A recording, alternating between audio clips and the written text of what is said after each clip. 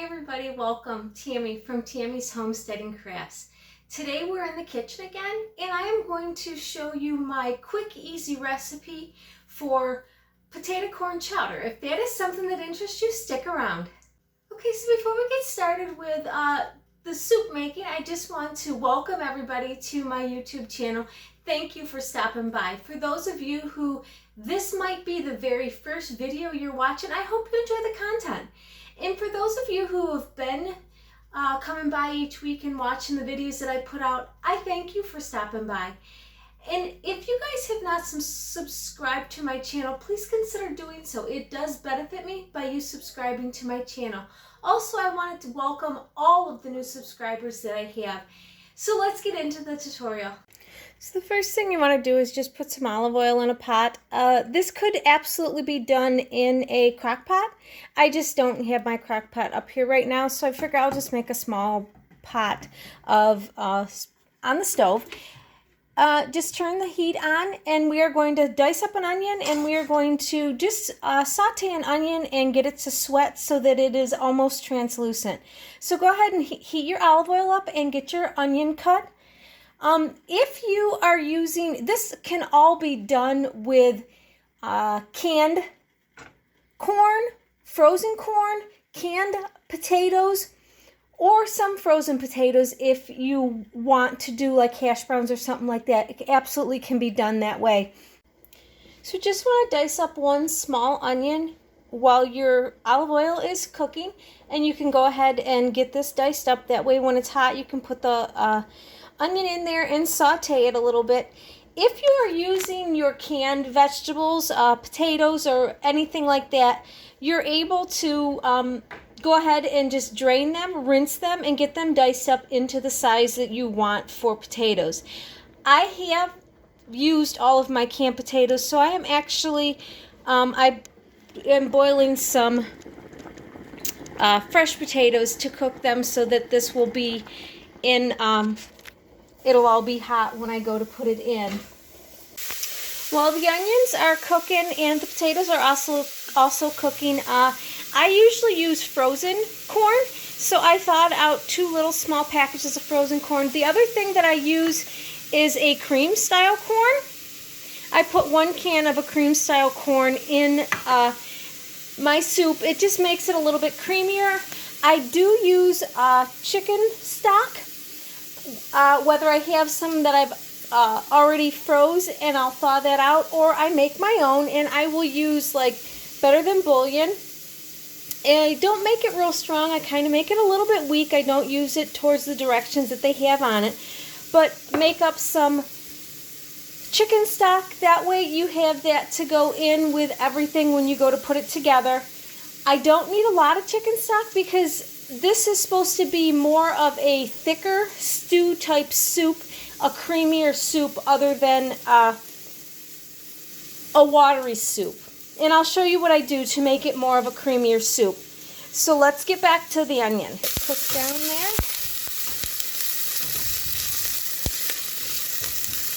And if you like garlic, you can always put garlic in at this point too. I'll usually put a little bit of garlic in because we like garlic. But my potatoes are cooking, my onions are cooking. I'll let them sweat a little bit longer. I just turned them down. It was a little bit hot. Still going to be okay, giving some flavor out of them. But I will let them sweat down a little bit more and I will get my chicken broth ready.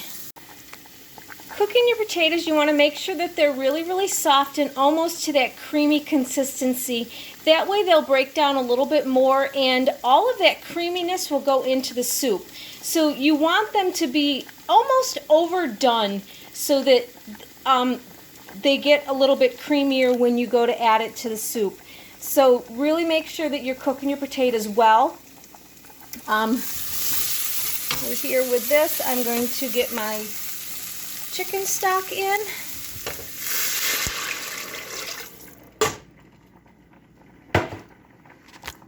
And get this thickened or warmed up here.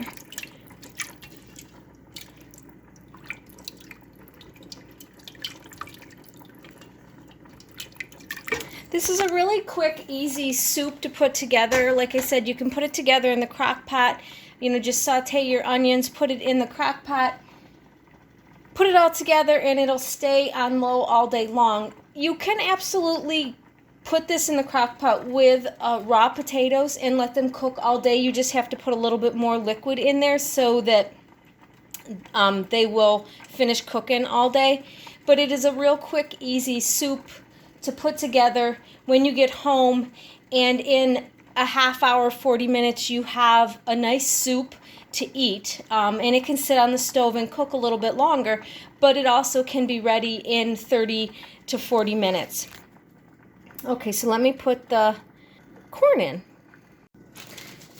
Okay, so I have these 2 little bags of corn, and there'll be some liquid in with my corn because it was frozen, and I keep that in there. That just adds to it. Now, you can use chicken stock, or you could use a vegetable stock if you are trying to do it without the a vegan type. You can easily do a vegetarian type. You can easily do it with a vegetable stock. And then I add a can of creamed corn. And that just allows that to be a little bit creamier when you look at your stuff. Well, I'm going to get my... And then I'm just going to let this sit on the stove and simmer a little bit while my potatoes finish cooking.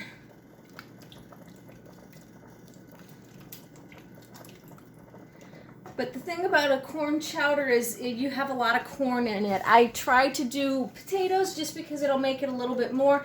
I've actually added, at one point I did add some bacon to it, which makes it really good as well. So I've done some bacon. So it'd be a bacon and corn potato chowder. But it's really good that way too. And I'm just letting this come to a simmer, and then once my potatoes get done, I will show you what they look like and how creamy they are. Sometimes I will take the potatoes and I will mash some of them just so that they'll be a little bit more creamier, and adding like a mashed potato to this will allow you to have it a little bit thicker, and it won't be a watery, brothy soup. It'll be more of a stew type thing. So let me finish with the potatoes and I'll show you what they look like.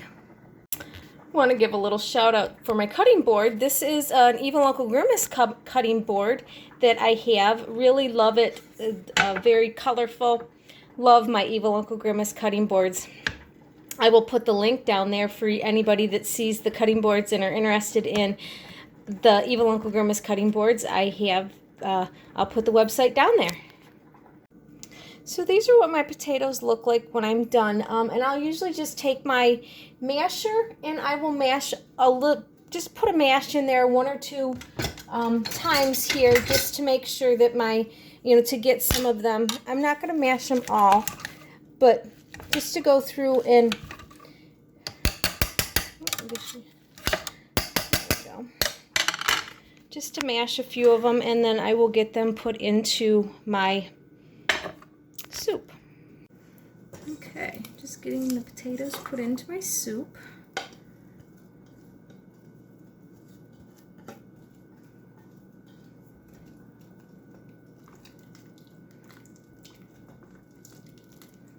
And see how just mashing them actually made that soup a little more creamier. You can always mash a few more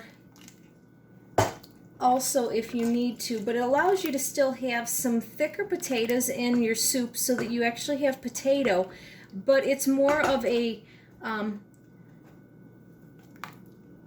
stew than it is really a soup, because it's a thicker, creamier soup without using, I guess I want to say it's a soup without using milk. We are not a big dairy family where we have a lot of dairy. A lot of times dairy bothers both myself and my husband. So I've learned to make soups that are creamy without actually putting milk into them or heavy whipping cream or anything like that, but they all ask for it when you go looking for a soup. The other thing that I do is I will take instant potato flakes and I will put a couple of tablespoons of instant potato flakes in a recipe to help thicken up so that we have